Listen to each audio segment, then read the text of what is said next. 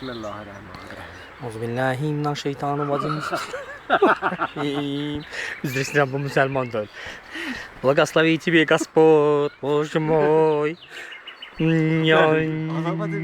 Во имя Отца и Сына Святого Духа. Амин. Amin. Amin.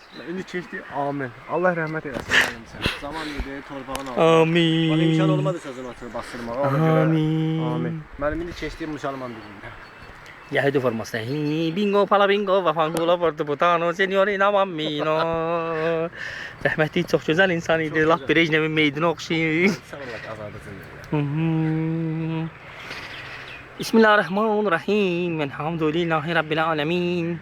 Bu alçağa Fatihə düşmür. Çünki bu ömrü boyu Fatihə zət priznavat eləməyib.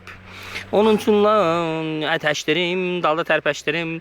Hay hayna, vay vayna. Rəhmətli cavan insan idi müəllim. Nəsə birdən-birə ürək tutuldu, ürək getmədən getdi. Allah rəhmət eləsin müəllim sənə. Gözəl insan idi. Xoşdadır ki.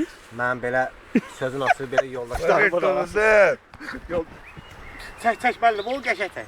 Çək. Vay bu lek çok iyi. Nəsə, aydın bir